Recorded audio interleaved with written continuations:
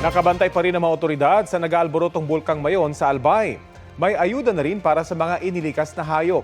May ulat on the spot si Oscar Oida. Oscar?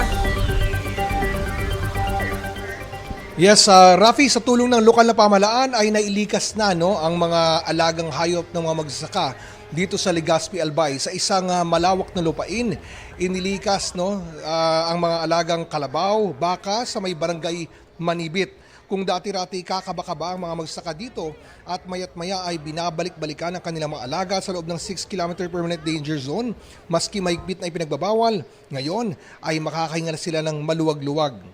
Sagot na daw ng lokal na pamahalaan ang pagbababakuna, pabitamina at pagkain ng mga alaga habang naroroon sila.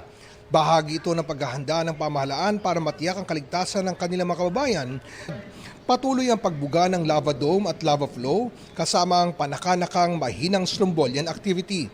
Naitala ang 293 volcanic earthquakes, 224 na pagguho ng bato o rockfall events at 106 pyroclastic density currents o uson.